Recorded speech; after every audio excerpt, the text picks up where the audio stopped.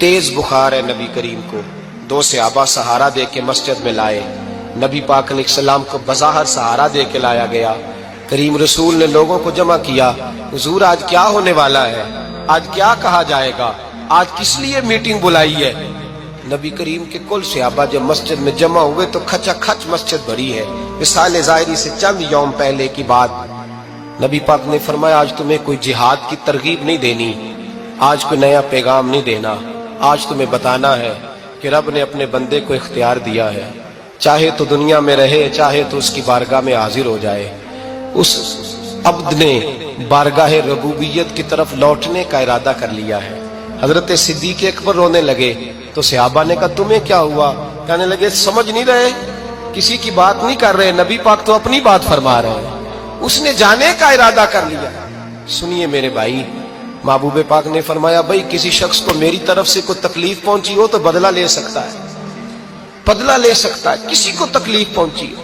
सहाबा फूट के रोने लगे, महबूबा करम ही करम हुआ है, रहमत ही रहमत आई, आपके बारे में गुमान करने वाला भी दायरा ईमान से निकल जाएगा।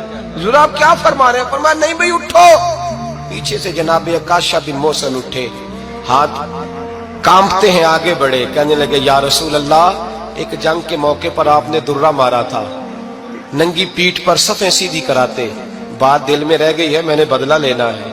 नबी करीम ने फरमाया बिलाल दौड़ के जाओ, फातिमा के घर दुर्रा पड़ा है, दुर्रा लाओ। सैयदना बिलाल हबशी कहते मैं गया, दस्तक दी, सैयदा तैयबा ताहिरा हजरत फातिमा फरमाने लगी बिलाल कैसे आए हो। अम्मा जी वो दुर्रा चाहिए था। सैयदा को तशवीश हुई, कहने लगे बिलाल ना तो जंग पे जाना है, ना जिहाद है, ना कोई ऐसा मौका है, हुजूर की तो तबीयत मुबारक बज़ाहिर बड़ी अलील है, दुर्रा क्या करेंगे। हजरत बिलाल अर्ज करने लगे अम्मा जी एक सहाबी बदला लेने लगे हैं, साहिब तबकात ने जुमले लिखे हैं, कहते हैं बीबी साहिबा ने दुर्रा भी दिया और इमाम हसन हुसैन को भी बाहर निकाला। फरमाने लगी अकाशा से कहना 100 दुर्रे मारे, इन दो शहजादों के जिस्म पर नबी पाक के करीब न जाए, मैंने 2 बच्चे पैदा ही अपने महबूब पर कुर्बान करने के लिए किए, इनको ले जाए। हजरत बिलाल कहते मैं 2 शहजादे लेके आया और जब दरवाजे में मैं लेके पहुंचा तो नबी पाक ने देखा तो आंखों में आंसू आ गए। फरमाया इनको बिठा दो, मुझे पता है फातिमा ने क्या कह के भेजा है। हजरत सैयदना बिलाल फरमाते हैं दुर्रा मैंने जनाब अकाशा को दिया। हजरत अकाशा दुर्रा लेके आगे जो बढ़े तो हजरत अबू बकर सिद्दीक ने उनके पैरों पे हाथ रखा। फरमाया अकाशा मेरी तरफ आ यार, मुझे मार दुर्रे, नबी पाक के करीब ना जा। मुस्तफा करीम ने फरमाया अबू बकर तू हट जा, इसे आने दे। फरमाते मैं चंद कदम आगे गया तो मौला अली शेर खुदा ने मेरे पैर पे हाथ रखा। कहने लगे अकाशा सोच तो सही तू क्या कर रहा है। हुजूर ने फरमाया अली हट जाओ, मेरा और उनका मामला है। जनाब अकाशा आगे बढ़ रहे, नबी करीम ने फरमाया मैं अपनी उम्मत को दर्श देना चाहता हूँ, खबरदार खबरदार जिंदगी में तुम्हारे हाथ से जुबान से किसी को तकलीफ ना पहुंचने पाए, खबरदार।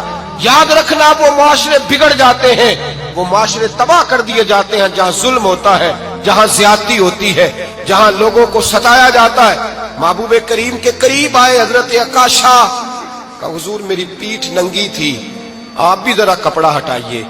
नबी करीम ने पीठ से कपड़ा हटाया, जनाब अकाशा ने दुर्रा जो उठाया तो सहाबा की चीखें निकली।